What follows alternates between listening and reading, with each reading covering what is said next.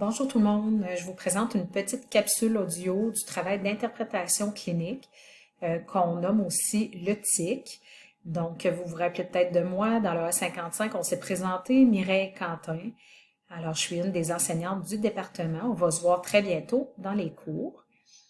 Le but est de vous présenter le travail de TIC que vous avez dans A56 et A55 pour que ça puisse vous aider à faire votre travail éventuellement.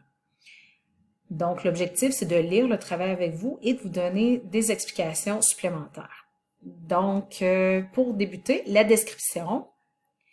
Donc, toute intervention exige un processus d'analyse standardisé. Pour ce faire, le cumul de l'information s'effectue dans une démarche chronologique et unifiée. Il y a l'appréciation primaire, la prise des signes vitaux, l'anamnèse et les examens spécifiques ou secondaires. C'est à partir du cumul d'informations de cette démarche que vous procéderez à l'interprétation clinique, visant premièrement à émettre des hypothèses, deuxièmement à choisir l'hypothèse la plus probante, les soins avec le PICTAP correspondant et finalement effectuer la surveillance clinique. Donc, soit ce sera un appel que vous aurez fait en stage. Pour le A55, il y a un TIC à faire. Et en A56, dans l'interprétation, ce sera des cas qui vont être en immersion clinique. Donc, vous aurez davantage d'informations aussi là, durant les cours, surtout pour A56. Pour les consignes plus spécifiques, vous devez répondre le plus clairement possible à toutes les questions qui vont être présentées dans le gabarit. Vous allez voir, le gabarit est un petit peu plus bas. Le gabarit est le même pour tous les TIC des cours de A56 et A55. Le travail, vous allez pouvoir le présenter de deux façons. De un, vous pouvez le présenter comme un travail long dans un document Word en respectant toutes les consignes aussi du cégep d'un travail long. La seconde est une présentation PowerPoint commentée. Donc, si vous préférez faire une présentation PowerPoint parce que ça vous stimule davantage, vous pourriez le faire. Par contre, il y a quand même beaucoup de détails, puis je vous dirais que ça revient à peu près à la même charge de travail. Donc, cette dernière doit être présentée avec toutes les étapes inscrites dans le gabarit. Chaque étape doit être inscrite dans des diapositives différentes et les éléments de réponse doivent figurer pour orienter votre narration.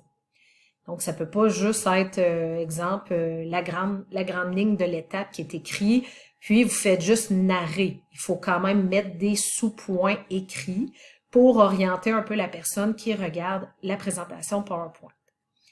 Quant à elle, la narration doit être faite à toutes les diapositives du PowerPoint pour que les réponses soient bien détaillées et claires. La narration doit être effectuée en utilisant un langage et une structure de phrases adéquats.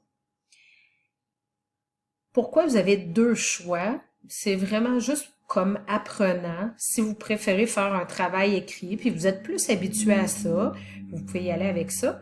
Si vous êtes vous êtes stimulé des fois par des présentations PowerPoint, mettre quelques photos à travers, puis vous, ça vous motive, bien, vous pourriez aller avec cette alternative-là. Donc, la deuxième. N'oubliez pas, la présentation PowerPoint, à chaque grande étape du gabarit, ça va devoir être présenté à une diapositive différente. Tout comme le travail long, ben, chaque étape va être représentée par un point spécifique dans votre travail ou un paragraphe différent.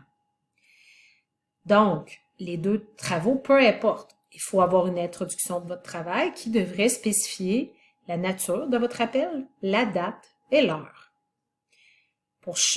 Pour préserver l'anonymat, vous n'avez pas besoin de noter les gens, les témoins, etc. C'est vraiment plus global. Donc, plus la nature, la date et l'heure. Pour chacun des paragraphes, il est demandé d'écrire la question et d'y répondre ensuite. Donc ça va aider grandement aussi pour la correction. Mais vous le faites dans des paragraphes et vous répondez là vraiment sous forme de phrases. Il ne faut pas avoir des petits points seulement dans un travail Word. Dans la présentation PowerPoint, la différence que vous avez, c'est que si vous mettez des petits points narrés, c'est que vous allez le dire par la suite dans un texte bien dit, à l'oral. Donc, c'est peut-être la différence entre les deux. Par la suite, il est demandé également d'utiliser la terminologie des sciences de la santé dans toutes vos descriptions. Puis, vous pouvez utiliser des acronymes officiels. Par contre, il faut le présenter au départ, votre acronyme. Donc, si on prend par exemple TIC, travail d'interprétation clinique, la première fois que vous le marquez au long, vous notez l'acronyme entre parenthèses, et par la suite, vous pouvez dire seulement TIC. C'est beau. Je regarde en même temps que tout est bien passé.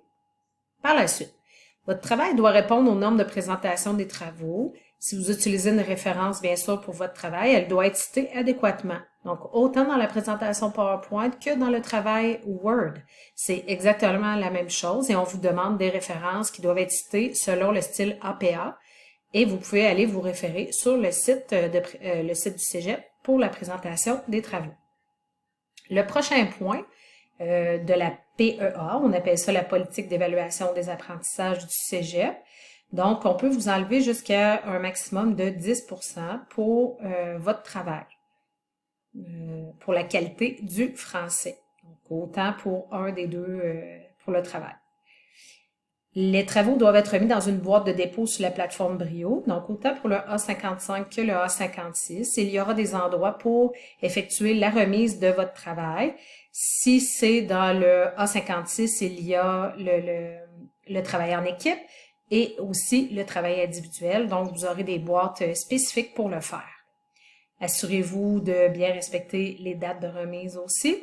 Et un travail remis dans la mauvaise boîte de dépôt ne sera pas corrigé et entraînera automatiquement une note de 0. Donc, c'est à vous, comme étudiant, de bien valider dans quelle boîte vous le mettez. Et normalement, les boîtes de dépôt sont très bien indiquées. Travail, TIC, individuel. Travail, TIC, d'équipe. Stage, ben, il y en a juste un TIC. Donc, mélangez-vous pas de cours, bien sûr. Donc, c'est de vérifier 2-3 fois pour être sûr que vous êtes à la bonne place. Ensuite, selon la PEA, une pénalité de 15% est automatiquement retirée d'un travail qui serait remis dans les 24 heures suivant la date de remise officielle. Après ce délai de 24 heures, la note de 0 vous est donnée. Donc, voilà. Une conclusion doit être écrite dans votre travail en indiquant une particularité de votre intervention que vous allez retenir, un apprentissage que vous avez fait, et qui est transposable à votre réalité de futur paramédic. Donc ça, c'est pas très, très compliqué. Et en plus de ça, une particularité dans le A55, donc dans le cours de stage, on vous demande un élément de plus dans la section conclusion. On vous demande en plus d'indiquer votre niveau de stress concernant cette intervention que vous avez choisie. Et en tant que futur paramédic, écrivez une façon éventuelle qui pourrait diminuer la charge émotive et ou le stress concernant les journées de travail plus difficiles. Donc, c'est pas très compliqué, juste d'ajouter ça, puisqu'il y a un élément de compétence concernant la charge émotive et le stress dans ce cours-là. Pour une particularité de A56, il y aura une auto-évaluation à faire avec votre TIC individuel seulement. Et je vais vous faire une autre capsule narrée comme ça pour vous expliquer l'auto-évaluation. Elle sera déposée aussi sur Brio.